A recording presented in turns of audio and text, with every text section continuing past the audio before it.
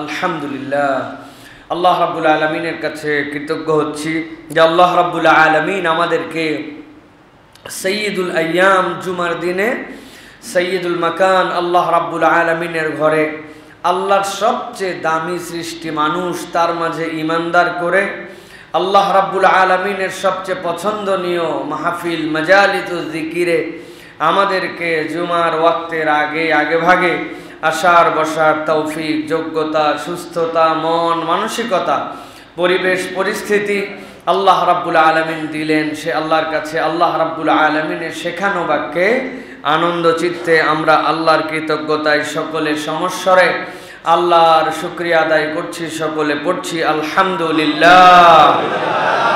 দরুদ এবং সালাম বর্ষিত হোক যিনি মানবতাকে সর্বোত্তমভাবে আল্লাহর কৃতজ্ঞতা শিখিয়ে গিয়েছেন, তিনি আপনার আমার প্রিয় রাসূল জনাবে মুহাম্মদুর রাসূলুল্লাহ সাল্লাল্লাহু আলাইহি ওয়াসাল্লাম। সম্মানিত হাজিরিন, আজকে জুমা পূর্বের সংক্ষিপ্ত অধিবেশনে আমরা মূলত হজের নিয়ে কিছু কথাবার্তা বলবো। আমাদের বাংলাদেশ সহ পৃথিবীর বিভিন্ন প্রান্ত থেকে আল্লাহর মেহমানরা আল্লাহর ঘরের দিকে রওনা হয়েছেন। ইসলামের অন্যতম একটি রোকন, ইসলামের অন্যতম একটি বিধান, এটি হচ্ছে হজ, যেটা মানবতার চরিত্রের পূর্ণতা এবং ঈমানদারদের ঈমানের বিকাশ, মানুষকে মুহসিন স্তরে আল্লাহর কাছে উন্নীত করার জন্য সবচেয়ে আল্লাহর প্রিয় আমলগুলির অন্যতম একটি হচ্ছে হজ।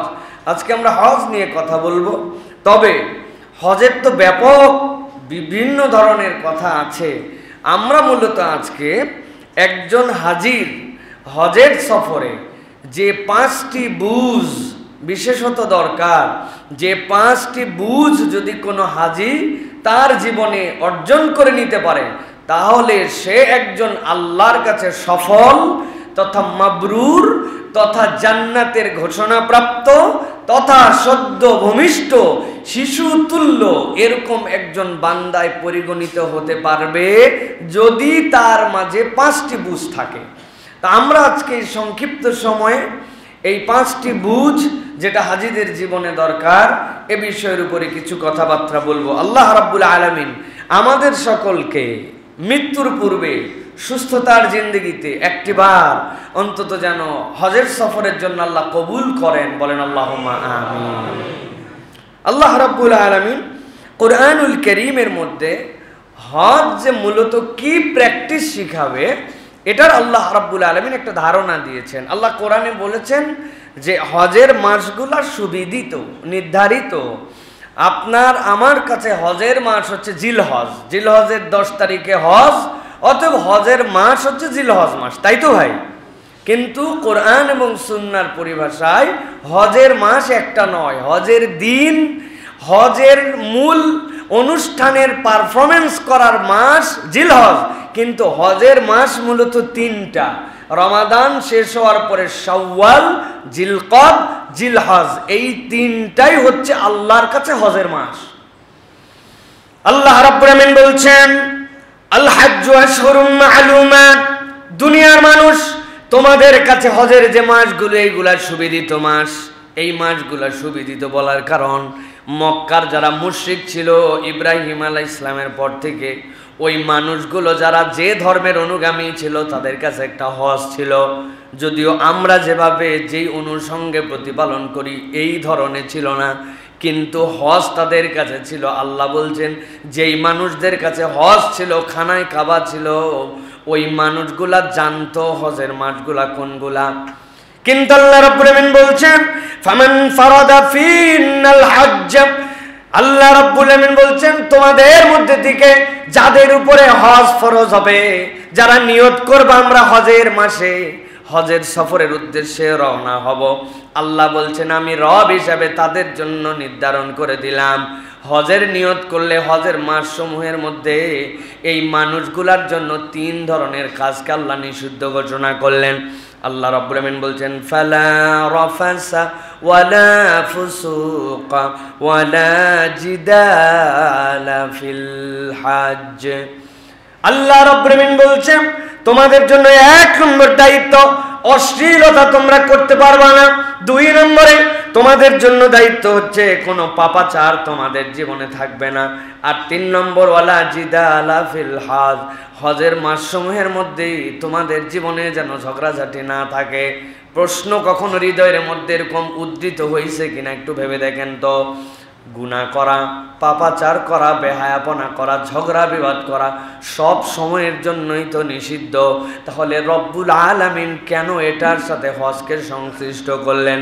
কেবল হজকেই সংশ্লিষ্ট করেন নাই, আল্লাহ কেন তার আগে বলে নিলেন হজের মাসগুলাও তো তোমাদের কাছে পরিচিত। আল্লাহ রব্বুল আমিন মূলত বুঝাতে চান তামাম উম্মতকে, ও বান্দা তোমাদের জীবনে এই কাজগুলা সর্বসময়ের জন্য ঘৃণিত, সর্বসময়ের জন্যই তোমাদের জন্য আল্লাহর কাছে এই কাজগুলো অপছন্দনীয়। কিন্তু দুনিয়ার মানুষ হাজার প্রচেষ্টা করার পরেও তার জীবনে টুকটাক অশ্লীলতা, টুকটাক অনাচার, টুকটাক তাদের জীবনের মধ্যে ঝগড়াঝাটি লেগেই থাকবে। কিন্তু আল্লাহর কোনো বান্দা যখন হজের নিয়ত করবে আর হজের এই 3 মাসকে তার জীবনে আলাদাভাবে সে একটা প্যাকেজ হিসাবে গ্রহণ করে নিয়ে আলাদা একটা কার্যক্রম গ্রহণ করে যখন ওই বান্দা এই 3টা দোষ থেকে নিজেকে মুক্ত রাখার অভ্যাসে নিযুক্ত হবে, আল্লাহ ওই বান্দার জীবনটাকে পবিত্র বানায় দিবেন। প্রত্যেক মানুষ তার জীবনের সাথে সম্পৃক্ত যে দিন, ওই দিনগুলোকে আল্লাহ রাব্বুল আলামিন তার জীবনের ধর্মীয় বিধান এবং তার এই প্রতিপালনের দ্বারা মানুষের মর্যাদাকে আল্লাহ রাব্বুল আলামিন 4টা গ্রেডের মধ্যে মূলত দেখতে চান। বান্দা আল্লাহর প্রতি ঈমান এনে ফেলছে, ওই বান্দার নিজের পরিচয় দিচ্ছে আমি মুমিন। কিন্তু ওই বান্দা আল্লাহর বিধান যা নির্দেশ তাই পালন করে, আল্লাহ যা মানা করেছেন ত্যাগ করে, আল্লাহর কাছে মাথা নয় দিছে, ওই বান্দা মুসলিম। কিন্তু আল্লাহ ওই বান্দাকে রমাদান দিয়া, কোরআন দিয়ে আল্লাহ বলেন না এইটুকুই মুমিন মুসলিম নয়, আমি আমার বান্দাকে মুত্তাকি হিসাবে দেখতে চাই। কিন্তু আল্লাহর মুত্তাকি বান্দারা যখন আল্লাহর কাছে আরো প্রিয় বান্দা, আল্লাহর কাছে সৎ কাজের প্রতিযোগিতায় নিমজ্জিত হয়ে নিজের স্ট্যান্ডার্ডকে সর্বোত্তম সর্বোচ্চতে নিয়ে যেতে চায়, আল্লাহ বলেন আমার ওই বান্দাগুলাকে তখন আমি মুহসিন হিসাবে দেখতে চাই। আর হজ যদি কেউ না করে, প্রকৃত মুহসিন হওয়া ওই বান্দার দ্বারা সম্ভব নয়। এই জন্য আল্লাহ রাব্বুল আলামিন বলছেন, ও দুনিয়ার মানুষ, আমি আল্লাহ রাব্বুল আলামিন তোমাদের ব্যাপারে জানায় রাখলাম, ওয়া মা তাফআলু মিন খাইরিন ইয়ালামুল্লাহ। এই দুনিয়ার মানুষ, তুমি যতটুকু ভালো করো না কেন, কেউ সেটা দেখেছে আর কেউ সেটা দেখে নাই।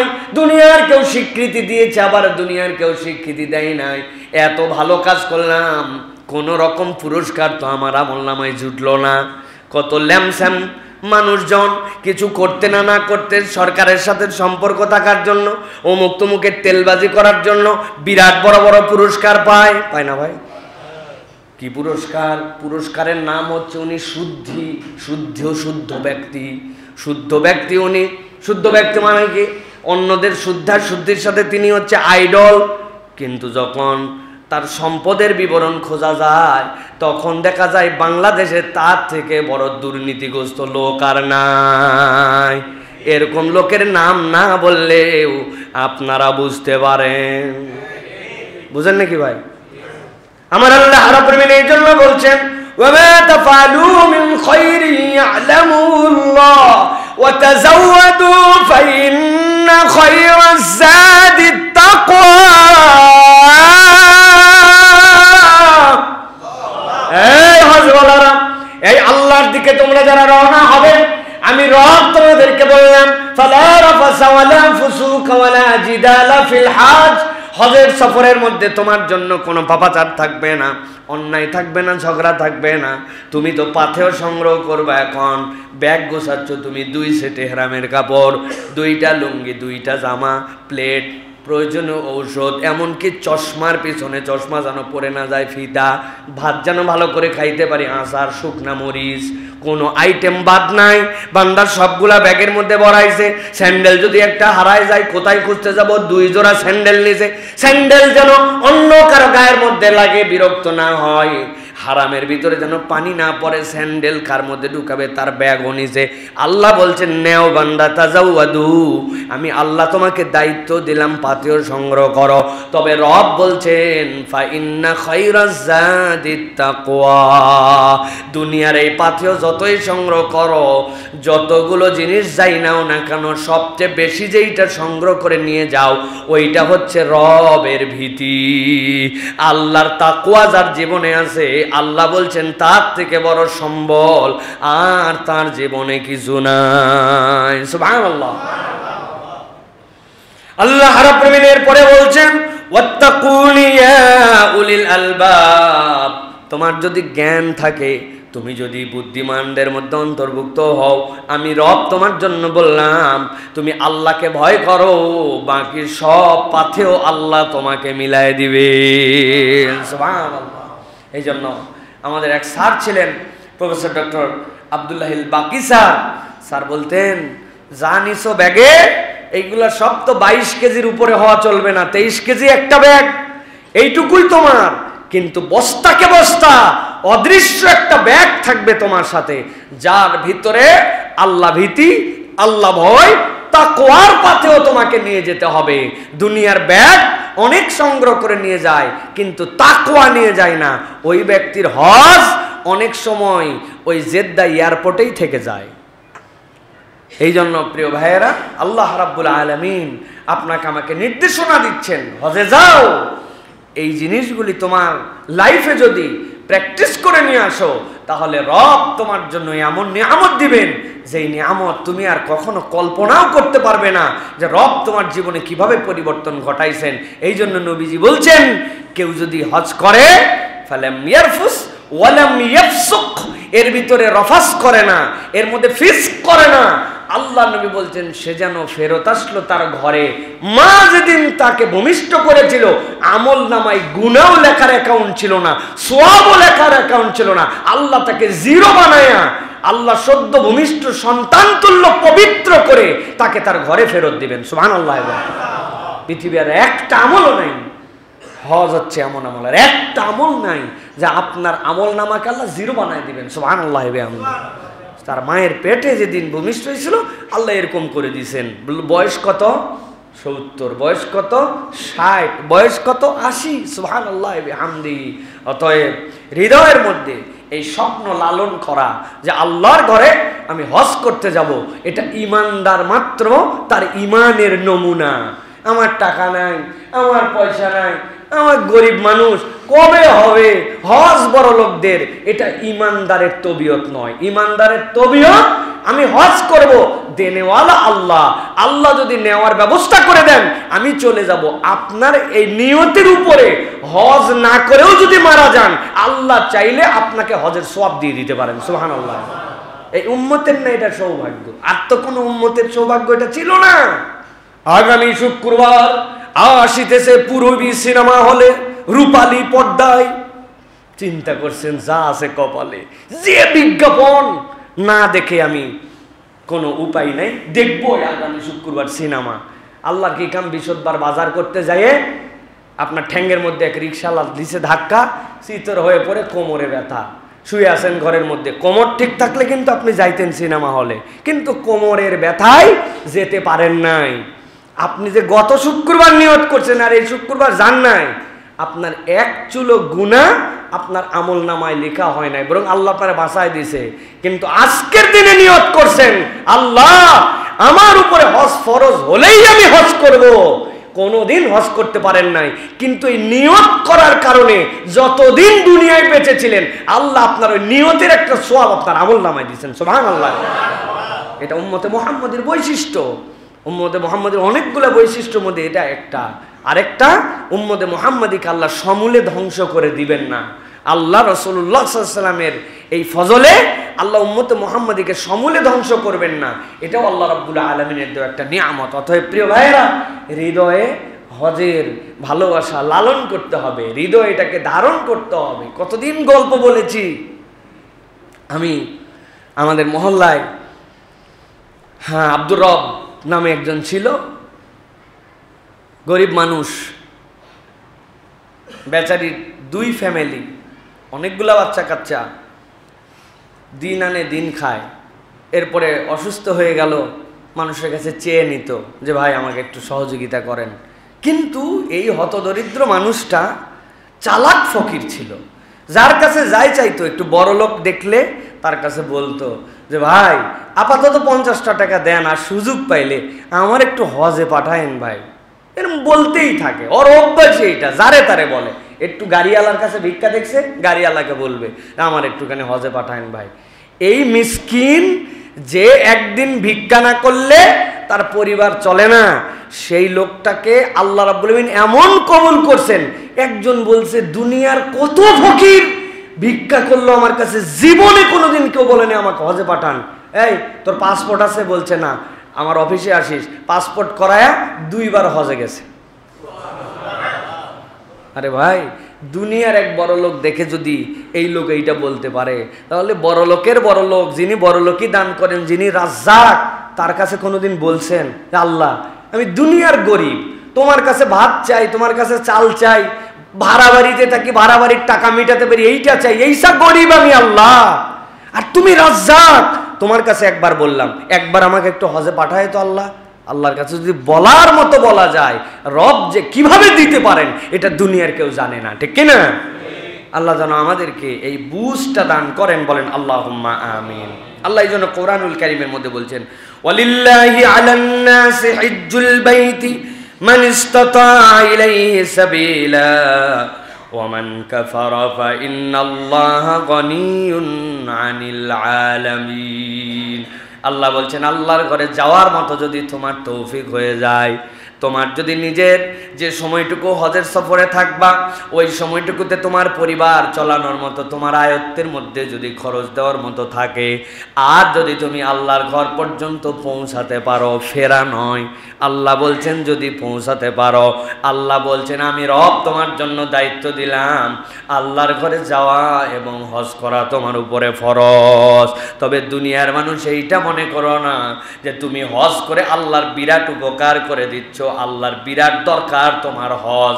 আল্লাহ বলছেন জেনে রাখো ফা ইন ওয়া মান কাফারা ফা ইন্নাল্লাহা গনিয়্যুন আনিল আলামিন। তুমি যদি না আসতে চাও, অস্বীকার করো, নানান অজুহাত দেখাও, দেখায় যদি তুমি আল্লাহর ঘর জিয়ারত থেকে নিজেকে মাহরুম করে রাখো, জেনে রাখো আল্লাহ গনি, আল্লাহর তোমার জিয়ারতের দরকার নাই, কিন্তু তুমি যে অস্বীকার করলা এইটার পরিণতি আল্লাহর কাছে হারে হারে পেয়ে যাবে। নবীজি সাল্লাল্লাহু আলাইহি ওয়াসাল্লাম যেন বলেছেন কার উপর হজ ফরজ হলো আর নানান অজুহাত দেখায়া 1 বছর 2 বছর 3 বছর পর্যন্ত আসলো না, নবী করিম সাল্লাল্লাহু আলাইহি ওয়াসাল্লাম বলছেন তার জিম্মাদারি আমার উপরে নাই। মানে কি? আল্লাহর নবী অন্য হাদিসে স্পষ্ট করেছেন সে ইহুদি হয়ে মরুক অথবা নাসারা হয়ে মরুক, নাউযুবিল্লাহি মিন যালিক। কত বড় হুমকি! অথচ অনেক টাকা পয়সাওয়ালা, মেয়ের বিয়ে দেওয়া হয় নাই, ব্যাংকে ঋণ আছে, নানান অজুহাত দিয়া, হ্যান্ড ক্যাশ নাই, এইগুলো কথাবার্তা বলে আল্লাহর ঘরে হজ করতে যায় না। অথচ ওনার ঋণ আছে হয়তো 2 কোটি টাকা, কিন্তু ওনার ব্যালেন্স যে আছে 10-15 কোটি টাকার। ওনার হয়তো ক্যাশ টাকা নাই বলতেছে, কিন্তু ক্যাশের বাহিরে মাঠে ঘাটে এখানে ওখানে কোনায় কানায় যেগুলো জিনিস পড়ে আছে, ওর 1 শতক আধা শতক বিক্রি করলে হয়তো 50 লক্ষ টাকা বের হবে।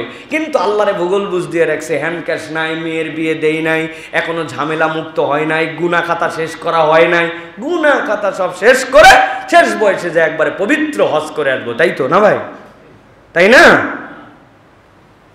আমি যখন ছোটবেলায় হজে যাই, ধরেন যে আজ থেকে প্রায় 23 বছর আগে, কত ছোট ছিলাম আমি, হজে যাচ্ছি, এয়ারপোর্টে আমাকে একজন মুরব্বী এসে জিজ্ঞাসা করছে তুমি হজে যাচ্ছ? বললাম জি হজে যাচ্ছি।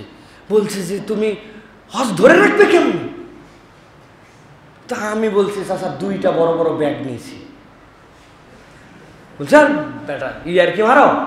আমি আসলে ব্যাগ নিয়েছি মানে কি, আব্বা বলছে যে সৌদি আরবে বই সস্তা, অনেক বই কিনতে হবে, তা আমরা টার্গেট করে গেছি, আমাদের বাপ বেটা তখন 60-120 কেজি ওজন পাওয়া যেত, যে আমরা 100 কেজির মতো বই কিনবো, এরপরে যদি অন্য হাজিরা আমাদেরকে একটু সহযোগিতা করে প্রত্যেকের ব্যাগে 2টা একটা করে বই ম্যানেজ করে দিব। আমার আব্বার লাইব্রেরি বিশাল লাইব্রেরি।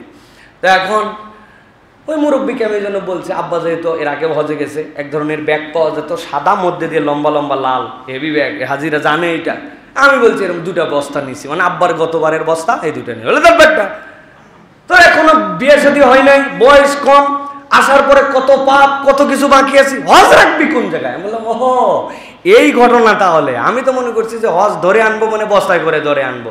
তা আমাদের বাংলাদেশের মানুষের কনসেপ্ট কি, শেষ বয়সে যায় কেন? গুনাহ খাতা, ব্যবসা, চিটারি, বাটপারি, দুর্নীতি সব শেষ, এরপরে আমি হজে যাচ্ছি একবারে মহাপবিত্র। এত আল্লাহরে এত ভূগোল বুঝ দিয়েন না, উনি রহমানুর রাহিম, আহকামুল হাকিমিন। আপনি যদি আল্লাহ রাব্বুল আলামিনের সাথে চিটারি বাটপারি করেন তাহলে আপনার আমার চরিত্র এই ইহুদিদের থেকে খারাপ। বলবেন ইহুদিদের থেকে খারাপ কেন? ওরা নবীদেরকে বিভিন্ন কারণে কষ্ট দিত, ধোঁকা দিত। নবী বলছেন চলো আমালিকার বিরুদ্ধে যুদ্ধ করে আমরা এখন বাইতুল মুকাদ্দাসকে উদ্ধার করি, আর ওই বাইতুল মুকাদ্দাসের পাশেই প্রচুর পরিমাণ ফল ফসল হয়, তোমরা না বলছো যে আমাদের এই খাবার ভাল লাগে না, চলো ওইখান থেকে আল্লাহ খাবার দিবেন।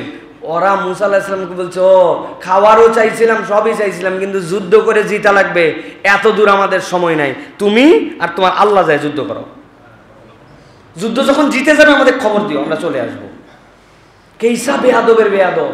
ওরা কারে ধোকা দিছে? নবীকে ডাইরেক্ট ধোকা দিছে। কিন্তু আপনি আমি এমন আচরণ করি, আল্লাহরে পর্যন্ত আমরা ভূগোল বুঝ দেই যে আল্লাহ হজ ফরজ করলো, ওই বান্দা বলে এখন না, 50-60 বছর যাওয়ার পরে সব গুনাহ খাতা মাফ করার পর আল্লাহর কাছে যায় বলবে আল্লাহ আগে যা গুনাহ করছে সব মাফ করে দাও, আল্লাহ বলবেন সব মাফ করে দেবে, তাই তো না? যাওয়ার আগে আবার কৌশল করে যায়। কতবার আমি অন্তত 200 বার বলছি এই কথা, মিনিমাম 200 বার বলছি মিনিমাম। হজে যাওয়ার আগে 50,000 টাকা দামের গরু খাওয়ায়, টেন্ড হয়েছে এখন, হজে যাওয়ার আগে খাওয়ানো লাগে, খাওয়ায় টাওয়ায় 10 বিঘা জমি 8 বিঘা 2 ছেলেরে দিছে, আর 3 মেয়ে ছিল, 3 মেয়েরে 2 বিঘা কৌশলে ভাগ করে দিছে, দিয়ে নাতি টাতি আছে তাদেরকে ডাক দিয়ে বলছে তোমার কি লাগবে? সোনার মালা। তোমার কি লাগবে? তোমার আংটি। সব লোকজনকে বলছে আর ফিরতে পারি কি কাইন দিয়ে কাইটে লোকজন দেখছে, বাপরে হাজির কান্না, ছেলেদেরকে জড়ায় ধরে, মেয়ের জামাই জড়ায় ধরে, কোনো কথাই বলার সুযোগ দেয়নি, খালি হাউমাউ করে দেখে রাখো সবাক। এই সকল ভুয়া বুঝ দিয়া হারাম শরীফে চলে গেছে, যে খানায় খাবার সামনে দোয়া করতেছে রব্বুল আলামিন, খানায় খাবার দেখলে সব গুনাহ মাফ হয়, তোমার বান্দা খানায় খাবার সামনে হাজির, আল্লাহ তুমি আমাকে মাফ করে দাও। পাগলের মতো কান্নাকাটি করতেছে। প্রিয় ভাইয়েরা, আল্লাহরে যে ধোকা দিচ্ছেন আপনি, আপনি মনে করছেন বান্দার হক নষ্ট করে, ছেলের হক, বোনের হক, আত্মীয়ের হক আল ঠেলে, সানসেট বের করে দিয়ে, নিজের বাউন্ডারি ওয়াল বের করে দিয়ে, শ্রমিকদেরকে ফাঁকি দিয়া, হাজার বান্দার হক নষ্ট করে, রাস্তার খোয়া বালু খেয়ে, সরকারের টাকা মেরে, ব্যাংক লুট করে, সব করে আপনি হজে চলে গেছেন, আর আল্লাহর কাছে যাই আপনি মাপ চাচ্ছেন। আল্লাহর দেওয়া ফরজ বিধান একদিনও সালাত আদায় করেন নাই, খানায় কাবায় যায় দোয়া করবেন, আল্লাহ চাইলে আল্লাহ তার দেওয়া এই হক যেটা ছিল সমুদয় নামাজ কাজা করা আপনাকে মাফ করে দিতে পারেন, রোজা মাফ করে দিতে পারেন, কিন্তু 1 পয়সা যদি আপনি বান্দার হক নষ্ট করে যান, আল্লাহ নিজের উপরে কাতাবাল্লাহু আলা নাফসিহি, যে আল্লাহ বান্দার হক নষ্ট করার গুনাহ কোটিটা হজ করলেও মাফ করবেন না। কারে ফাঁকি দিচ্ছেন আপনি? ফাঁকি নিজেকে দিচ্ছি আমরা, আল্লাহকে ফাঁকি দেওয়া সম্ভব নয়, ফাঁকিবাজিটা আমরা নিজেকে দিচ্ছি। এই জন্য প্রিয় ভাইয়েরা, আল্লাহ বলছেন ওমান কাফারা ফাইন্নাল্লাহা গনিয়্যুন আনিল আলামিন। তুমি যদি মনে করো আল্লাহকে হজ দিচ্ছি, আল্লাহর জন্য করছি, আমি না করলে এ হবে সে হবে না, আল্লাহ বলছেন না, আল্লাহ রাব্বুল আলামিন দুনিয়ার মানুষের থেকে অমুখাপেক্ষী। আল্লাহ তোমার জীবন থেকে মৌলিক 3টা অপরাধ দূর করার জন্য, তোমাকে মুহসিনদের কাতারে অবতীর্ণ করার জন্য, মৃত্যুর সাথে সাথে জান্নাতে নেওয়ার জন্য আল্লাহ তোমাকে হজ দান করেছেন। সুবহানাল্লাহ, এটা আল্লাহ রাব্বুল আলামিনের দেওয়া বিধান। এই জন্য আল্লাহ রাব্বুল আলামিন সাইয়্যিদিন ইব্রাহিম আলাইহিস সালামকে বলছেন ওয়াযিন ফিন-নাসি বিল হাজ্জি ইয়াতুকা রিজালান ওয়া আলা কুল্লি যামিরি ইয়াতিনা মিন কুল্লি ফাজ্জিন আমিক। ও আমার পয়গম্বর, আপনি তো আল্লাহর ঘর বানাইলেন, এরপর আল্লাহর কাছে দোয়া করলেন ওয়াইয ইয়ারফু ইব্রাহিমুল কওয়াইদা মিনাল বাইত ওয়া ইসমাঈল। আপনার এই দোয়া শেষ, এখন আপনাকে আমি দায়িত্ব দিলাম, আপনি মানুষের মাঝে আজান দিয়ে দেন, আপনি মানুষের মাঝে ঘোষণা দিয়ে দেন মুফাসসিরিনে কেরাম ব্যাখ্যা করছেন কয়জন মানুষ সেখানে ছিলেন, ছিলেনই না কেউ, 3 অথবা 4 জন মানুষ সেই জায়গায়। কিন্তু আল্লাহ ইব্রাহিম আলাইহিস সালামের আজানকে কিয়ামত পর্যন্ত ছড়ায় দিয়েছেন।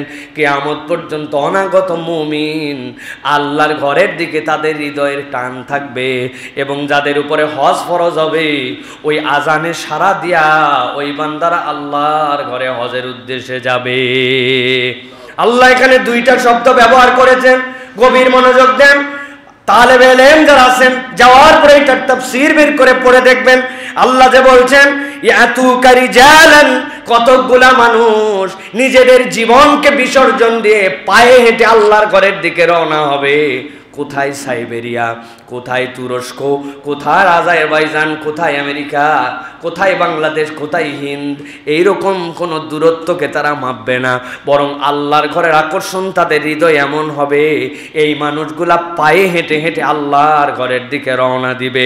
আর আল্লাহ বলছেন সাথে সাথে ওয়ালা কুল্লি দামিরি ইয়াতিনা মিন কুল্লি ফাজ্জিন আমিক, কতকগুলা উট তাদের থাকবে কিন্তু এমন কৃষকায় ওই উটের হাড্ডি বেরিয়ে গেছে, ওই উটটা নেওয়ার মতো নয়, কিন্তু আল্লাহর ঘরের প্রেম এই আজানের ডাক তাদের হৃদয় এমন ধাক্কা মারছে, এইরকম কৃষকায় এরকম রুগ্ন শুকনো উটগুলি চলতে চলতে আল্লাহর ঘরের দিকে যেতে যেতে তারা রুগ্ন হয়ে গেছে। এইরকম কৃষকায় উটের পিঠে চড়ে হলেও তারা আল্লাহর ঘরে হাজিরা দিয়ে দিবে। সুবহানাল্লাহ। এই আয়াতে কারিমা আমাদেরকে মেনশন করে যে অনেক মিলিয়নিয়ার আছে কিন্তু তার হৃদয়ে আল্লাহর ঘরের আকর্ষণ নাই, আর অনেক কম টাকার লোক আছে যেই মানুষ আল্লাহর ঘরে যাওয়ার জন্য উদ্গ্রীব, হয়তো হজ ফরজ হইছে কোন রকম টেনে টুনে, কিন্তু এটাকেই সে প্রাইম কাজ বানাইছে। লাস্ট আমরা উমরায় গেলাম, আমাদের সাথে জাহাঙ্গীর চাচা নামে এক চাচা ছিল, একটা অফিসের সিকিউরিটি গার্ড, 32 বছর চাকরি করছে, চাকরির শুরু 526 টাকা না 25 টাকা দিয়া, এখন টেনে টুনে 9000 টাকা পায়। ফ্যামিলির সন্তান স্ত্রী কেউ তাকে যেতে দিবে না আল্লাহর ঘরে উমরায়, না তোমার সন্তানদের ভবিষ্যৎ করতে পারো নাই, কিছু করতে পারো নাই, কিন্তু উনি এটার জন্য গোপনে গোপনে জড়ো করে করে এরপরে মালিককে বলছে আমি একটু আল্লাহর ঘরে যাব। ওই মালিকও চিন্তা করছে দুনিয়ায় কত আমার কর্মচারী কেউ বললো না, আর আমার এই গার্ড, নাইট গার্ড, সে আল্লাহর ঘরে যাবে, তারাও কিছু হেল্প করছে। আল্লাহর বান্দা আল্লাহর ঘরে সফরের জন্য চলে গেছে, বউ পছন্দ না, সন্তান পছন্দ না, বিদায় দেওয়ার জন্য একটা মাইক্রো ঠিক করতে বলছে, এটাতেও তারা রাজি না, কিন্তু আল্লাহর ঘরে চলে গেছে। আমাদের সফরে যতগুলা মুখলেস মানুষ ছিল এই আল্লাহর বান্দার মতো এরকম মুখলেস মানুষ কম দেখছি। হারাম শরীফের নিচে তাওয়াফ করা তার একটা রেস্ট্রিকশনের মধ্যে আনছে। বিধান কি? বিধান হচ্ছে উমরাকারীদের জন্য এটা তো ফরজ, নফল তো তাওয়াফ, অতএব মাতাফের মাঠটাতে কেবল তারাই যাবে, বাহিরে কাউকে ঢুকতে দেয় না। তারা সাধ্যের মধ্যে এটা প্রোটেস্ট করে, মেয়েদের জন্য উন্মুক্ত কিন্তু ছেলেদের জন্য। কিন্তু ওই মুরব্বী খানিকক্ষণ পর ঘুরে এসে বলতো আজকে 3টা তাওয়াফ করলাম, আজকে 2টা করলাম। কিরে বাবা, উপর দিয়ে একটা তাওয়াফ করতে আমাদের রোজা থেকে পায়ের অবস্থা খারাপ, আপনি এত তাওয়াফ করেন? উপরে না তো, আমি তো নিচেই গেছি। তো নিচে গেলে না এরামের কাপড় ছাড়া ধরে? কই আমাকে তো ধরলো না, আমি গেলাম বড় বড় করে ঢুকেও ঠেকালোও না, এই জন্য আমি চলে গেছি। হৃদয়ের মধ্যে আবেগ, ইখলাস, খুলুসিয়াত এইগুলা থাকলে রব এরকম অনেক দয়া করেন। এইগুলা আমি সাইফুল্লাহর চোখে বহু দেখা আছে, বহু, 1বার 2বার তো রব্বুল আলামিন আমাকে এই গোলামকে আল্লাহ রব্বুল আলামিন সেখানে নেন নাই, তো এই জন্য আমি এইগুলা জানি। কত হিস্ট্রি আমার লাইফে আছে। এক লোক গেছিল একবার আমার সাথে হজে, এই লোক হচ্ছে টিপসই দেওয়া হাজি, টিপসই দেওয়া হজে গেছে। বুঝেন তাহলে লেখাপড়ার কি যোগ্যতা, বিরাট যোগ্যতা তো না, টিপসই দেওয়া হাজি। বহুদিন আগের কথা বলছি। এখন এই লোককে নিয়ে খুব পেরেশানি, না পড়া জানে না কিছু জানে, কোথায় হারায় যায় কি হয়। আমি একটা ছোট বাটন মোবাইল কিনে দিয়ে গলার মধ্যে বেল্ট দিয়ে ওইটা দিছি, আর শিখাইছি সবুজ বাটন রিসিভ, লাল কাটা। আপনার লালের সাথে কোনো সম্পর্ক নাই, কেউ কল দিলে খালি সবুজটাতে রিসিভ করবে না। সকলের কাছে তার নাম্বার লিখে দিছি যে ভাই এই লোক হারালে কিন্তু বিরাট বিপদ। মুজদালেফা, আরাফা সব জায়গা ভয়ঙ্কর জায়গা। আরাফা পর্যন্ত টনটাইট, সবসময় আমার সাথে ফলো করে থাকে। মুজদালেফায় আসছি, আসার পর রাত্রেবেলা মুজদালেফার উপরে আবার হচ্ছে সোডিয়াম লাইট, সব দুনিয়ার মানুষ একরকম দেখতে, এমনি তো একে তো এহরামের কাপড়, 2 নম্বর কোনো তাবু নাই, 3 নম্বর সোডিয়াম লাইটের নিচে সব মানুষের চেহারা এক হয়ে যায়, সাদা লাল কালো নাই। উনি এসে সুন্দর করে আমরা একটা জায়গা নিয়েছি, খানিকক্ষণ পরে বলছে যে বাবা আমি একটু প্রস্রাব করতে যাব। যান, ডানে একটা বাথরুম, বামে একটা, মধ্যে এরকম জায়গায় জায়গা নিয়েছি, মধ্যে পতাকা উঁচাই দিছি, এটা দেখবেন, আর কাগজপত্র সবই তো আছে, সাথে একজন লোককেও দিছি। আল্লাহর কি কাম, উনি চলে গেছে। আরে সেই লোক কই? নাই নাই নাই নাই। চিন্তা করলাম নাই তাই কি, কল দেই, কল দিলে তো ওনার সাথে অন্তত ইয়ে আছে। যেই কল দিছি দেখি আমার পাশেই মোবাইল বাজে। উনি বাথরুমে যাওয়ার সময় ওনার যত যন্ত্রপাতি ছিল সব গলার থেকে নামায় ওখানে রেখে উপরের কাপড়টা পর্যন্ত রেখে গেছে। নাই তো নাই। আর মুজদালেফায় লোক খুঁজে পাইলাম না, টেনশন। এই অবস্থায় মিনায় পরের দিন আমরা গেছি, এরপরে জামারায় পাথর নিক্ষেপ করতে যাব। বিশ্বাস করেন, কোনো বানানো কথা বলছি না, এই মেম্বারে বসে মিনার তাঁবুতে আমরা বসে আছি, জামারায় আমাদের পাথর নিক্ষেপ করার শিডিউল দিছে, আমরা পাথর নিক্ষেপ করতে যাব। অনেকক্ষণ পরে দেখি মিনার তাঁবুর এরকম দরজা যে কাপড়ের মতো করে ঝুলানো, যেটা ফায়ার রেসিস্ট করা, ওইখানে এসে মুখ ঢুকাই দিয়ে বলতেছে এটা কি আব্দুল্লাহ সাইফুল্লাহ তাঁবু নাকি? আমি দেখি আরে এটা তো সেই লোক। আমি তো জড়াই ধরছি, দৌড়াই যাই, লোকজন বলছে আপনি কোথায়? পুরো আমাদের 300 জন লোক আপনাকে নিয়ে পেরেছান। বলছে আমি তো হারাইনি বাবা। বলে হারাননি মানে? আপনি আসলেন কিভাবে এই জায়গায়? আমাদের মিনার তাবু খুঁজে আসতে আসতে অবস্থা খারাপ, আর আপনি হারান নাই? কাহা আব্দুল্লাহ সাইফুল্লাহ সবাই চেনে এই জায়গায়। আমি একজনকে বললাম আমার যিনি মোয়াল্লেম, উনার চুল লম্বা লম্বা, বাংলাদেশি, উনার তাবুটা কোন দিক? আমাকে পুলিশরা বলে এদিক যায়, এদিক যায়, এদিক যায়। ভাই সৌদি আরবের পুলিশ বাংলা বোঝে তো না? আব্দুল্লাহ সাইফুল্লাহকে তো চেনে না, লম্বা চুলওয়ালা একমাত্র আমি, তাই তো নাকি? আহা, ওই লোকের ইখলাস, ঈমান, ওই লোকের বিশ্বাস, ও বাংলায় বলছে। আমার ধারণা আল্লাহ ওর ভিতরে এমন আল্লাহর জন্য নিবেদিত প্রাণ ছিলেন, আল্লাহর বেঈমান যেন কষ্ট না পায়, আল্লাহ হয়তো ফেরেশতা দিয়া তাকে তার তাঁবুর মধ্যে পৌঁছায় দিয়েছে। হাজার হাজারের কোন নজির আছে অনেক হাজের জীবনে। এটা কি আল্লাহ এই জন্য বলছেন তাজাওয়াদু ফা ইন্না খায়রা যাদিত তাকওয়া। আল্লাহ ভীতি অন্তরের মধ্যে নাও। হজ করতে যাচ্ছি নাম কামায়ের জন্য, হজ করতে যাচ্ছি হাজি বলবে মানুষ, হজ করতে যাচ্ছি টাকা পয়সা হইছে, হজ না করলে সম্মান থাকে, লোকে কি বলবে, আশপাশে সব বাড়ির লোক হজে চলে গেল, আমি এখনো গেলাম না, এইগুলা জীবনে কখনো হজের নিয়ত হতে পারে না। হজের নিয়ত হবে আল্লাহর জন্য যাচ্ছি, গুনাহ মাফ করার জন্য যাচ্ছি। রফাস, ফুসুক, জিদাল, এই 3 অপরাধ মানবীয় চরিত্র থেকে মুক্ত করে আল্লাহর কাছে মুহসিন বান্দা হওয়ার জন্য যাচ্ছি। বান্দা যখন স্পষ্ট নিয়ত করে আমিত্ব বিসর্জন দেওয়ার জন্য যাচ্ছে, আল্লাহ ওই বান্দাকে পূর্ণ হাজি বানায়া, বেগুনা বানায়া, জান্নাতের ঘোষণা দিয়া তার বাড়িতে পৌঁছায় দেয়। সুবহানাল্লাহ। এটা হচ্ছে হজ। অতএব হজে যাওয়ার নিয়ত পরিশুদ্ধ করে বলতে হবে। প্রিয় ভাইয়েরা, আল্লাহ রাব্বুল আমিন আমাদেরকে বোঝার তৌফিক দান করেন। নবীজি সাল্লাল্লাহু আলাইহি ওয়াসাল্লামের কাছে জিজ্ঞাসা করা হয়েছে আইয়ুল আমালি আফদাল ইয়া রাসূলুল্লাহ। নবীজি বলেছেন আল ঈমানু বিল্লাহ। ক্বালা সুম্মা মান? ক্বালা আল জিহাদু ফি সাবিলিল্লাহ। ক্বালা সুম্মা মান? ক্বালা আল হাজ্জু মাবরুর লিল্লাহ। 1 নম্বর উত্তম আমল আল্লাহর জন্য ঈমান আনা। এর থেকে উত্তম কোনো আমল নাই, ঈমানদারের ঈমানের থেকে দামি আর কিচ্ছু নাই। সুম্মা মান? ক্বালা নবী সাল্লাল্লাহু আলাইহি ওয়াসাল্লাম আল জিহাদু ফি সাবিলিল্লাহ, আল্লাহর রাস্তায় জিহাদ করা।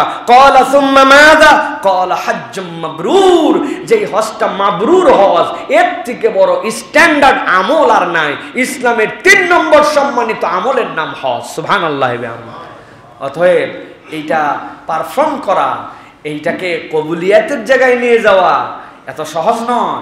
এই জন্য আয়েশা সিদ্দিকা রাদিয়াল্লাহু তাআলা আনহার কাছে নবীজি বলছেন তোমার হজে খরচ যত, সওয়াব তত, কষ্ট যত, কবুলিয়াতের কাছাকাছি যাওয়ার সম্ভাবনা তত। কলান নবী সাল্লাল্লাহু আলাইহি সাল্লাম, নবীজি বলছেন এই কথা। হজ মানে আরামের সফর। হজ ইজ এ স্ট্যান্ডার্ড ট্যুরিজম। কি? হজ নট এ ট্যুরিজম। কোন হোটেলে থাকবেন, কি খাবেন, সাইড ভিউ কি হবে, কোথাতে কোথায় যাবেন, হজ নট লাইক দ্যাট। কিন্তু এখনকার পৃথিবীতে হজ একটা ট্যুরিজম হয়ে গেছে, ঠিক না ভাই? ট্যুর না, হজ তো তাকওয়ার সফর, হজ তো আপনার ইমানের পাথেও সংগ্রহ করার সফর। তাহলে সেটা আপনি ট্যুরিজম বানান কোন হিসাবে? আল্লাহ রাব্বুল আমিন আমাদেরকে বোঝার তৌফিক দান করেন। আমি 2-3টা বিষয় এবার একটু সংক্ষিপ্তভাবে, এখানে হয়তো কম লোক আছেন কিন্তু আমাদের এই কথা তো কোটি মানুষের কাছে পৌঁছায়, এটা যেন সকলের উপকারে লাগে, এই জন্য কিছু কথা আপনাদের কাছে বলতে চাই। প্রিয় ভাইয়েরা, গভীর মনোযোগের সাথে খেয়াল করেন। 1 নম্বর, মাবরুর হজ, নবীজি বলছেন যে এইটা ইসলামের 3 নম্বর শ্রেষ্ঠ আমল। কয় নম্বর? 1 নম্বর ঈমান বিল্লাহ, বলেন। 2 নম্বর জিহাদ ফি সাবিলিল্লাহ। 2 নম্বর কি? 3 নম্বর কি? হজ্জাম মাবরুর। এখন জিজ্ঞাসা হচ্ছে, মাবরুর হজ কাকে বলে? যেই কাজ করলে আমার হজটা মাবরুর হবে, এটা তো ডেফিনেশন জানতে হবে। মাবরুর হজ কাকে বলে? আমি অনেক সময় আপনাদের বুঝের জন্য বলি, এমন হজ যেই হজের ভিতরে 100টা তাওয়াফ করতে হবে, এমন হজ যেই হজের ভিতরে 40টা রোজা রাখতে হবে, এমন হজ যেই হজে 1 লক্ষ টাকা দান করতে হবে। আপনার হজের সফরের মেয়াদ হচ্ছে 17 দিন, 40 রোজা কেমনে রাখবেন ভাই? হ্যাঁ, তাওয়াফ একবার করলে 6.7 কিলোমিটার ঘোরা লাগে, আপনি 100 তাওয়াফ 700 কিলোমিটার কেমনে ঘুরবেন?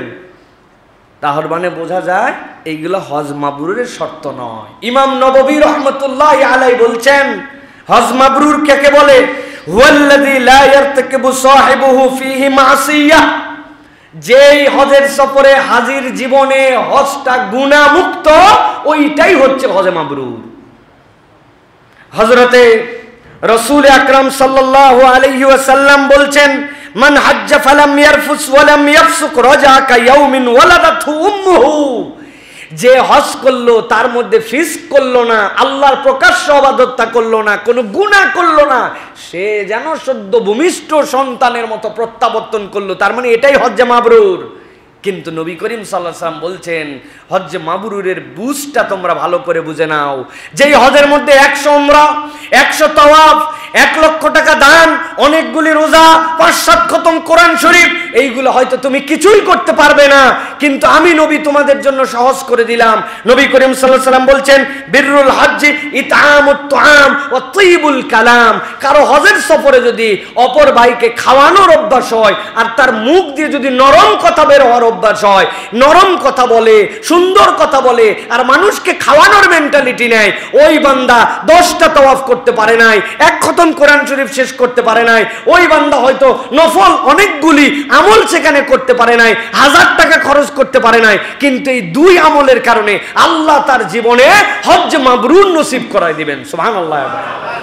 সম্মানিত আল্লাহর ঘরের মেহমানরা, অথবা যারা আমরা যাব, গিয়ে পৌঁছাইছি, অনেকেই ভাববেন এ আবার কেমন কাজ, মানুষকে খাওয়ানো আর হাসি মুখে কথা বলা, এটা কোনো ব্যাপার হলো নাকি? বিরাট ব্যাপার, বিরাট ব্যাপার।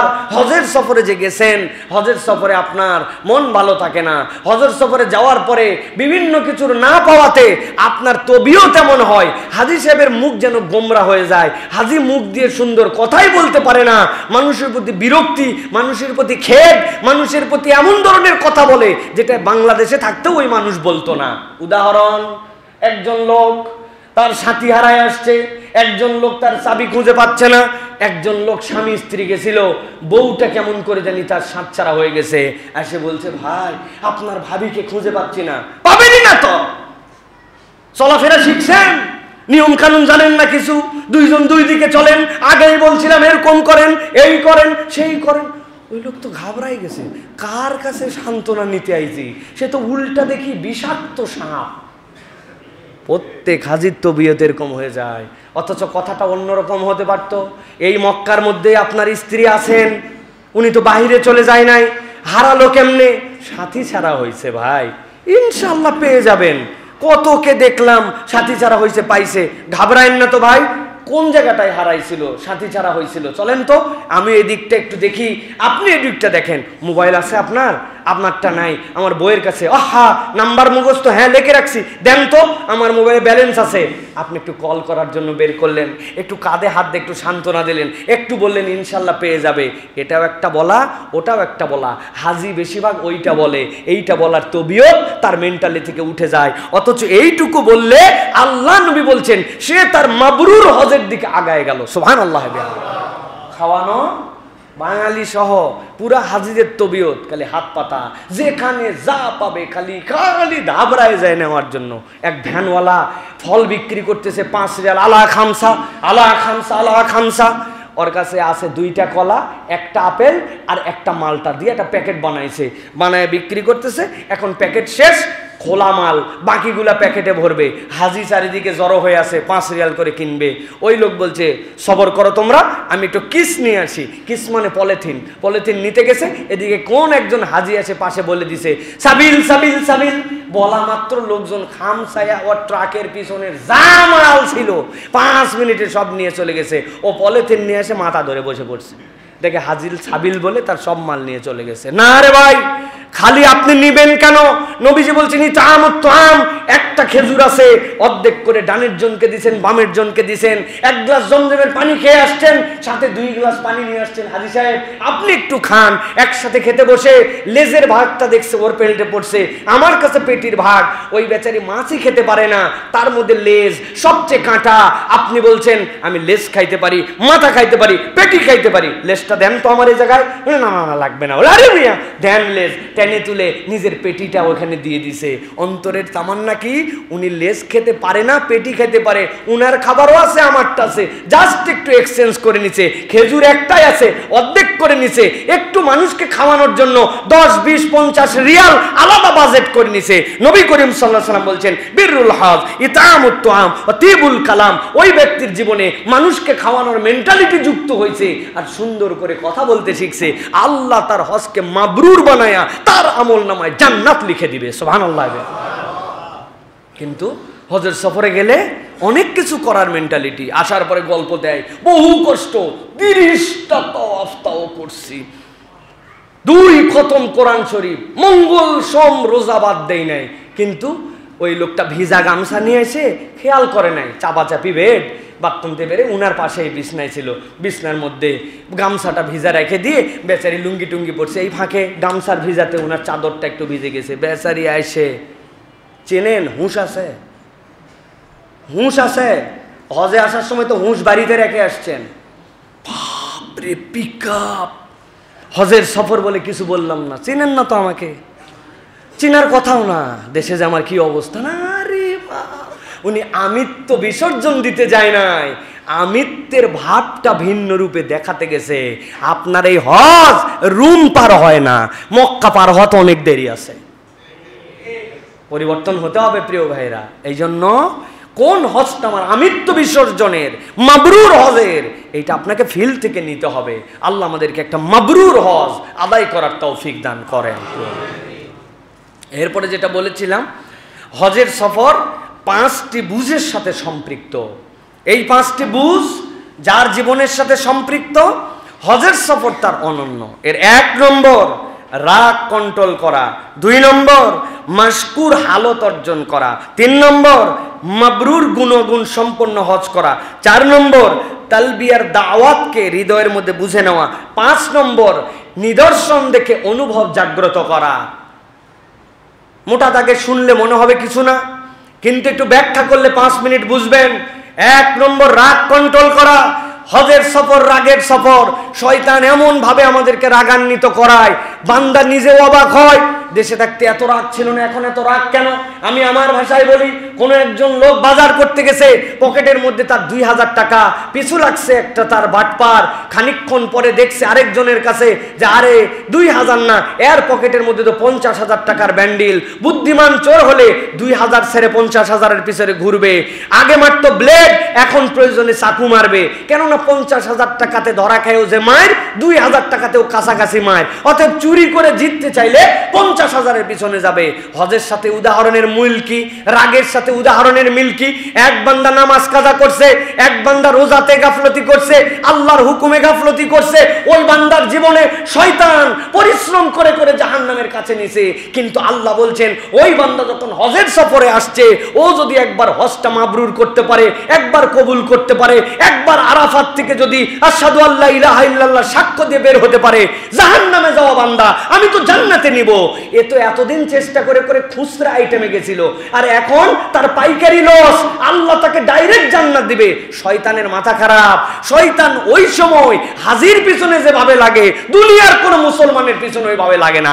এই জন্য যেই লোক বাংলাদেশে নির্বিষ, ওই লোক হাজিতে গেলে 20 আর 20। প্রিয় ভাইয়েরা, ভালো করে বোঝার চেষ্টা করেন। ওই লোক যেই যে রেগে যাচ্ছে, কেন রাখতেছে? এর কারণ, হাজী সাহেবকে ফজরের সময় আসে শয়তান আস্তে করে আদর করে বলছে, ঘুমাও, পায়ে ব্যথা তোমার, গতকালকে তাওয়াফ করছো, এখন চলতে পারবে না, ঘুমাও। হাজী সাহেব ফজরের নামাজ জোহরের সময় পড়ে লাভ দিয়ে উঠছই হাজী, আরে শয়তান ধোকা দিচ্ছে, দেশে নামাজ না পড়ি, আজকে নামাজ মিস করা যাবে না। ও লাভ দিয়ে উঠে নামাজে যায়, শয়তান ফেল।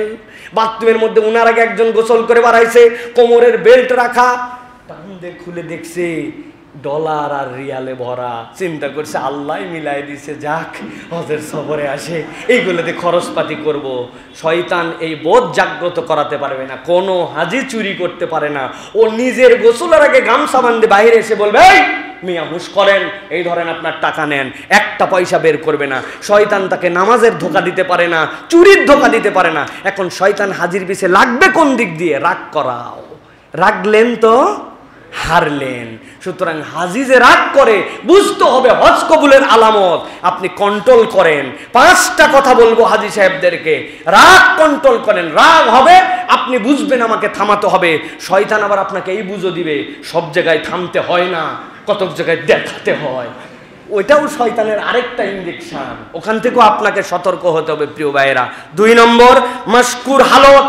আপনার অন্তরে শুকরগুজারির হালত থাকতে হবে। লা ইন শাকারতুম লা আযীদান্নাকুম। আয়েশা সিদ্দিকা রাদিয়াল্লাহু তাআলা আনহাকে নবীজি বলছেন, তোমার হজের খরচ আর তোমার হজের কষ্ট তোমার হজ কবুল করায়। আপনার কষ্ট, আপনার বিভিন্ন ধরনের অশান্তি, যাওয়ার পরে সিরিয়াল নাই, সিট নাই, একই টাকা দিয়ে টিকিট করলাম, বোর্ডিং পাশে একজন পড়ছে পিছনে, আরেকজন সামনে, আমার শুধু না পাওয়া, কি পেলাম। আপনি তাহলে আপনার হজকে এনজয় করতে পারবেন না। আপনার হজে আল্লাহর কৃতজ্ঞতাই থাকতে হবে। আল্লাহ, পৃথিবীতে এত কোটি মুসলমান, হাজার কোটি মানুষ, তার মধ্যে থেকে মুসলমান বানাইছো, তার মধ্যে থেকে ইমানদার বানাইছো, তার মধ্যে থেকে আমাকে তোমার ঘরের সফরে নিয়ে যাচ্ছ। আমার কি যোগ্যতা ছিল আল্লাহ? তুমি আমাকে না নিলে আমি কি করতে পারতাম? আমার টাকা আছে, কিন্তু আমার বাপ দাদা 14 গোষ্ঠী সব কিনে ফেলবে, এরকম টাকাওয়ালা লোক আছে, সে হজে যেতে পারছে না। আর মাইনরে কষ্ট, মাইনরে অপ্রাপ্তি কিচ্ছু নাই, আমি না আমার গুনাহ মাফ করতে যাচ্ছি। হালত তৈরি করা, এর নাম কি? মাশকুরের হালত। যার হৃদয়ে সবর আছে, তার জীবনে মাশকুরের হালত আছে। এটা না থাকলে হবে না। আর এই কৃতজ্ঞতা হৃদয় কিভাবে আসবে? মাল্লাম ইয়াশকুরিন নাস লাম ইয়াশকুরিল্লাহ। কেউ আপনার কিঞ্চিত উপকার করলে আপনার তাকে উইশ করতে হবে, তাকে ধন্যবাদ দিতে হবে, সব সময় কৃতজ্ঞতার হালতে যেতে হবে। আপনার অন্তরে এটা আল্লাহ পয়দা করে দিবেন। এটা 2 নম্বর, খেয়াল রাখবেন। 3 নম্বরে যেটা, সেটা হচ্ছে মাবরুর হজ অর্জন করা। মাবরুর হজ মানে কি? ওই যে বলেছি, 1 নম্বর গুনাহমুক্ত সফর, 2 নম্বর ফিক্স থাকবে না, 3 নম্বরে রফাস থাকবে না, আপনার জীবনে কোন অনাচার থাকবে না, আল্লাহর প্রকাশ্য অবাধ্যতা থাকবে না। হাজি হজও করতেছে, মাথার চুল নেড়া করার সাথে সাথে বলছে দাড়িটাও চাইছে দিয়েন।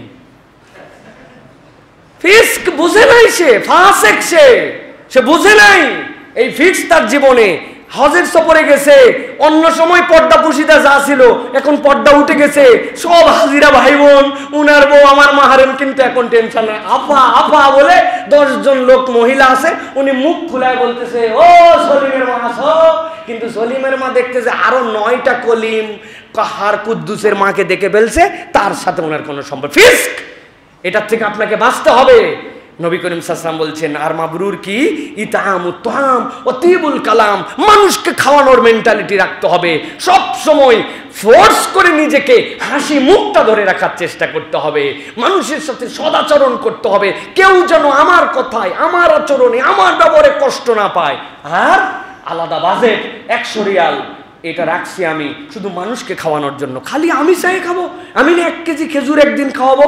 আমি না আপেল কিনছি 5টা, কিনে টুকরা করে কেটে পিছনের ব্যাগে করে নিয়ে গেছি, আশপাশের লোককে খাওয়াইছি। আমার প্যাকেটের মধ্যে বিস্কুট আছে, আমি তো বাঙালি হিসাবে আরবের মানুষকে সারপ্রাইজ করে দেই, চানাচুর নিয়ে যাই, ওর মধ্যে সরিষার তেল নিয়ে যায়, মুড়ি নিয়ে যায়।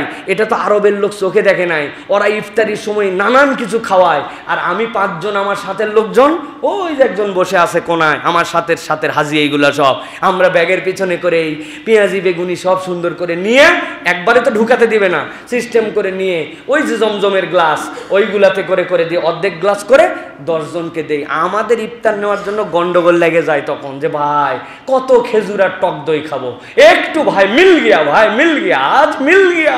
আরে খুশি পাকিস্তানি, ইন্ডিয়ান, ইন্দোনেশিয়ান, আফ্রিকান, এমনকি মরক্কোর লোক পর্যন্ত আমাদের জিলাপি আর আমাদের সোলামুড়ি খাইয়ে হাত তুলে দোয়া করছে, হাদা লাযীজুত তুআম। আল্লাহ, এত সুস্বাদু খাবার, মানুষকে খাওয়ানো, কৌশলে খাওয়ানো, এইটা মাবরুর হজ করার আল্লাহ রাব্বুল আমিনের পক্ষ থেকে একটা উপায়। এটা হচ্ছে আপনার আমার জন্য 3 নম্বর। 4 নম্বর, তালবিয়ার বুঝ। তালবিয়ার বুঝ যার জীবনে নাই, তার হজ হয় নাই। লাব্বাইক আল্লাহুম্মা লাব্বাইক, লাব্বাইক লা শারীকা লাক লাব্বাইক, ইন্নাল হামদা ওয়ান নি'মাতা লাকা ওয়াল মুলক। আল্লাহ তোমার কাছে হাজির। কার কাছে হাজির? লা শারীকা লাক, যার কোনো শরীক নাই, রব হয় নাই। তোমার কাছে আমি 3টা কথা আজকে বলে দিতে চাই। ইন্নাল হামদা, যত প্রশংসা, যার প্রশংসা তার সাথে আরো 2টা জিনিস যুক্ত হয়, যে প্রশংসা পাওয়ার যোগ্য তাকেই আমি বলতেছি। আল্লাহ, এতদিন উমুক তুমুকের প্রশংসা চাটুকরি তেলবাজি করছি, কিন্তু আজকে স্বীকার করলাম, আরে প্রশংসা তো সব তোমার পাওয়ার। যে জিহ্বা দিয়ে অন্যের চাটুকরিতা করছি, ওই জিহ্বা কারো নাই বোবা, ও কেমনে প্রশংসা করলো না গালি দিল তাই তো বুঝতে পারে না। তা আমি প্রশংসা করলাম যার, আর জিহ্বা বানাই দিল যে, তার প্রশংসা না করে কার প্রশংসা করলাম? বুঝে ফেলছে আল্লাহ। ইন্নাল হামদা, সকল প্রশংসা তোমার। ও নিয়ামতা, নিয়ামত তো সবই তুমি আমাকে দিছো। প্রশংসা যার নিয়ামত তার, তিনি কে? লাকা ওয়াল মুলক, সকল ক্ষমতা রাজত্ব তোমার। আল্লাহ, এই 3টা স্বীকৃতি দিয়েও না আমার মন ভরে নাই। আবার বলতেছি, লা শারীকা লাক, ইন্নাল হামদা ওয়ান নি'মাতা লাকা ওয়াল মুলক, এই 3টার মধ্যে কোনো শরীক নাই। লাব্বাইক আল্লাহুম্মা লাব্বাইক, আমি আমার রবের কাছে হাজির। নবীজি বলছেন, কেউ যদি সকাল থেকে ইহরামের কাপড় পরে এই তালবিয়ার হালতে থাকে, সূর্য অস্ত যাওয়ার আগে আল্লাহ তাকে মাফ করে দেন। এই তালবিয়ার বুঝ আপনার হৃদয়ের মধ্যে নিতে হবে, হাজি। আর 5 নম্বর, সেটা হচ্ছে অনুভবের নিদর্শন নিজের হৃদয়ে জাগ্রত করা। আল্লাহ, খানায় কাবার সামনে আমি, আল্লাহ কোরআনুল কারীমের মধ্যে বলেছেন, ইন্না আউওয়ালা বাইতি উদিয়া লিন-নাস লাল্লাযী বিবাক্কাতা মুবারাকা। এতদিন কোরআনে পড়ছি, আজকে আমার কোরআন সত্য। আমি সেই খানায় কাবা দেখতেছি, সাফার উপরে দাঁড়ায় আছে, ইন্না সাফা ওয়াল মারওয়াতা। বলেন তো, ইন্না সাফা যেখানে লেখা সোয়াত ফালিফ, এখানে যদি আমার পা লেগে যায় কোরআন শরীফে, কি করবেন? কেঁদে ব্যাকুল হয়ে যাবে, মুখে দিয়ে 100 বার চুমু দিবে, আল্লাহর কোরআনকে মাথায় নেবে, প্রয়োজনে কিছু সাদাকা করবে। আমার আল্লাহর কালামে আনইনটেনশনালি আমার পা লেগে গেছে আল্লাহ, কিন্তু ইন্নাস সাফা, যেই সাফার কথা পড়ছি, আমি সেই সাফার উপরে দাঁড়ায়া বলতেছি, ইন্না সাফা ওয়াল মারওয়াতা মিন শাইরিল্লাহ, ফামান আজ্জাল বাইতা ওয়া ইতামারা ফালা জুনাহা আলাইহি আন ইয়াতাওয়াফা বিহিমা ওয়া মান তাতাওয়া খায়রান ফাইনাল্লাহা শাকিরুন আলিম। আমি আল্লাহ সাফার উপরে, আমি আল্লাহ মারওয়ার উপরে, তুমি কোরআন সত্য, আমি স্বয়ং আজকে তার সাক্ষী, তুমি আমাকে হাজির করেছো। ওয়া ইজিয়ারফু ইব্রাহিমুল কওয়াইদা মিনাল বাইত, আল্লাহর ঘর যখন ইব্রাহিম বানালেন, ইব্রাহিমের ঘর, তার পদচিহ্ন ওখানে আছে। আমি না দেখছি আমাদের মতোই পা ইব্রাহিমের। আল্লাহ, ইসমাইল যেখানে কাবা দেওয়ার পরে জমজম কূপ ছিল, আমি না মক্কায় বসে হারামের চত্বরে জমজম খাইলাম। অনুভব, আপনি হৃদয়ে খালি এগুলো স্মরণ করেন আর আল্লাহর কৃতজ্ঞ হন। যখন একটা বান্দা রাগ কন্ট্রোল করে, মাশকুর হালতে থাকে, মাবরুর গুণ অর্জন করে, তালবিয়া বুঝে ফেলে, আর আল্লাহর নিদর্শনের প্রতি ভালোবাসা আসে, ওই বান্দার হজ আল্লাহ রাব্বুল আমিন কবুল করে জান্নাতের নিশ্চয়তা দিয়ে তাকে আরাফাত থেকে বের করে দেন। সুবহানাল্লাহ। এই জন্য হাজিদেরকে বিষয়গুলো অনুভব করতে হবে। আল্লাহ যেন আমাদেরকে বোঝার তৌফিক দান করেন, আল্লাহ যেন আমাদেরকে হজের সফরের জন্য কবুল করেন, আল্লাহ রাব্বুল আলামিন যেন আমাদেরকে অন্তত পক্ষে একটাবার হলেও হজ উমরার জন্য কবুল করেন। বলে আল্লাহুম্মা আমিন। ইনশাআল্লাহ আমি হজে যাব। হজ থেকে ফেরার পরে আমার আরেকটা সফর আছে, লম্বা সফর। এরপরে যখন মুহররমে হজ চালু হবে, যে সময় থেকে সৌদি গভর্নমেন্ট হজের ইজাজত দিবে, মুহররমের হজ একটু খরচের দিক দিয়ে কম হজ, মানে উমরা মুহররমের উমরা খরচের দিক দিয়ে কম একটু তুলনামূলক। আমি নিয়ত করছি ইনশাআল্লাহ 200-300 লোক সাথে নিয়ে উমরায় যাব ইনশাআল্লাহ। যারা যাবেন আশপাশে সকলে দাওয়াত দিবেন, ট্রান্সপারেন্ট, যা খরচ হবে শুধু ওই ভিসা প্রসেসিং আলাদের যে খরচ দিতে হয় 2-3 হাজার টাকা অফিসিয়াল খরচ, ধরেন সর্বোচ্চ যা খরচ এর উপর থেকে 5,000 টাকা তাদের লাভ, তাদের খরচ। এর বাহিরে ট্রান্সপারেন্ট, আপনার বিমান ভাড়া কত, আপনার মক্কার হোটেল কত, মদিনার হোটেল কত, খাওয়া কত, ঘোরা কত, সব জানায় দেব। দিয়ে একটা সাকুল্যে যেরকম টাকা না হলেই নয় এরকম একটা প্যাকেজে আমি আমার ভাইদের সাথে নিয়ে একটা সফর করতে চাই। সুতরাং যারা এরকম নিয়ত করবেন এখন থেকে নিয়ত করেন, আশপাশে বলে রাখেন যে ইনশাআল্লাহ, ঘোষণা দিয়ে কোনোদিন কারোর সাথে এরকম করে যাই নাই, কিন্তু প্রত্যেক বছর মুহররমে এরকম একটা ফ্ল্যাট রেটে, যেটা না নিলেই নয়, এটা দূরে থাকলে সমস্যা নাই, আল্লাহর ঘরের দূরে থেকে যদি 3,000 টাকা কমে সমস্যা কি? সমস্যা আছে ভাই? এক রুমে 3 জন থাকার কথা, জোর করে 4 জন থাকলাম, তাতে যদি আরো 2,000 টাকা কমে সমস্যা কি? এইরকম যাদের মেন্টালিটি তাদেরকে নিয়ে ভিআইপি লোকের জন্য জমজম টাওয়ারে অ্যারেঞ্জ করে দেওয়া হবে, টেনশন নাই। আপনি খানায় কাবায় না গেলেও ওখান থেকে খানায় কাবা দেখতে পাবেন। কিন্তু যারা এই গ্রেডের তাদের সাথে মুহররমে একটা হজে যাব, মুহররমে একটা উমরায় যাব ইনশাআল্লাহ। এটা আপনাদের জন্য ওপেন অ্যানাউন্সমেন্ট দেওয়া থাকলো, খাতা থাকবে এই জায়গায়, নাম ঠিকানা লিখে দিয়ে যাবেন। আমরা যাদের সাথে যাব তারা আপনার সাথে যোগাযোগ করবেন ইনশাআল্লাহ। ইনশাআল্লাহ আল্লাহ যেন আমাদেরকে জীবনে একটা বার হজ উমরার জন্য কবুল করেন। 1,15,000 থেকে 1,25,000 টাকার মধ্যে সব কমপ্লিট হবে, $1,000 অনলি ইনশাআল্লাহ। বলেন ইনশাআল্লাহ। আল্লাহ যেন তৌফিক দান করেন, আল্লাহ রাব্বুল আমিন যেন কবুল করেন, বলেন আল্লাহুম্মা আমিন।